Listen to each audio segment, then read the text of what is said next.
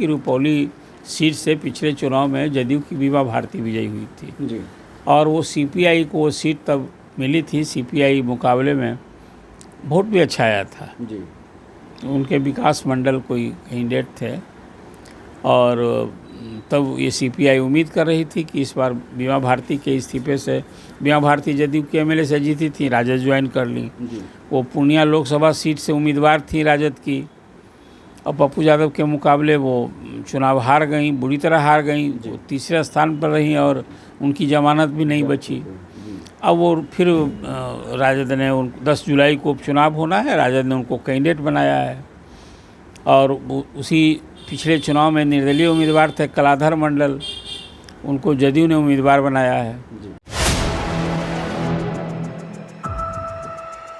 सवाल है, सीपीआई के नेता राम नरेश पांडे का बयान आया है कि हम लोगों के बीच महागठबंधन में लालू प्रसाद यादव से बातचीत चल रही थी, पॉजिटिव बातें थी, लेकिन रुपौली विधानसभा में जो उपचुनाव होना है वो उन्होंने अपनी मनमानी करके बीमा भारती को टिकट दे दिया है। वो वहाँ से अपना दावा ठोक रहे थे। ये मनमानी को कैसे देख रहे हैं लालू प्रसाद यादव का इंडिया गठबंधन में? देखिए, बजाबता सीपीआई की बैठक हुई राज्य सचिव मंडल की और उस बैठक में उन लोगों ने प्रस्ताव पारित किया और राजद पर मनमाने ढंग से काम करने का आरोप लगाया। कहा कि गठबंधन धर्म के खिलाफ काम हो रहा है। ये बात ठीक है कि रुपौली सीट से पिछले चुनाव में जदयू की बीमा भारती विजयी हुई थी जी। और वो सीपीआई को वो सीट तब मिली थी। सीपीआई मुकाबले में वोट भी अच्छा आया था जी। उनके विकास मंडल कोई कैंडिडेट थे और तब ये सीपीआई उम्मीद कर रही थी कि इस बार बीमा भारती के इस्तीफे से, बीमा भारती जदयू के एमएलए से जीती थी, राजद ज्वाइन कर ली। वो पूर्णिया लोकसभा सीट से उम्मीदवार थी राजद की और पप्पू यादव के मुकाबले वो चुनाव हार गई, बुरी तरह हार गई। वो तीसरे स्थान पर रही और उनकी जमानत भी नहीं बची। अब वो फिर राजद ने 10 जुलाई को उपचुनाव होना है, राजद ने उनको कैंडिडेट बनाया है और उसी पिछले चुनाव में निर्दलीय उम्मीदवार थे कलाधर मंडल, उनको जदयू ने उम्मीदवार बनाया है और सीपीआई दावा कर रही थी कि ये सीट उन्हें मिलना चाहिए, लेकिन राजद ने फिर बीमा भारती को उम्मीदवार बना दिया है। तो कल मैंने देखा कि सीपीआई ने बजाता, लेकिन सीपीआई बैक फुट पर है।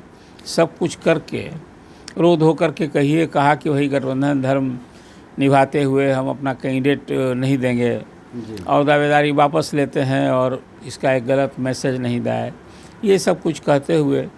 तो लेकिन अब पार्टी राजद तो कहीं ना कहीं एक बड़े भाई की भूमिका में जो महागठबंधन का बिहार में अगुवाई कर रहा है, ये पहले भी शिकायत रही है।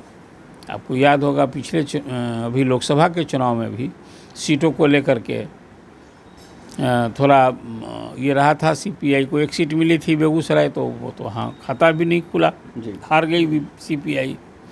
और सीपीएम को जो सीट मिली वो सीपीएम जीत गई।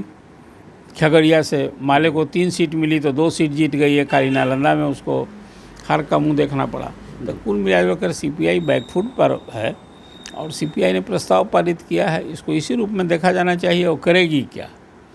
अब जो वहाँ सीधा मुकाबला होगा या तिकोनी लड़ाई होनी है, वहाँ एक शंकर सिंह भी निर्दलीय रुपौली से चुनाव लड़ रहे हैं जो पूर्व विधायक हैं। बिल्कुल। तो इस चुनाव में वहाँ तिकोनी लड़ाई होगी। सीपीआई बैकफुट पर वापस हो गई है।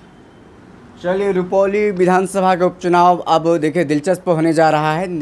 त्रिकोणीय मामला हो गया है, अब सीपीआई कहा जा रहा है बैकफुट पर आ गई है। फिलहाल इस खबर में इतना ही। बहुत बहुत शुक्रिया।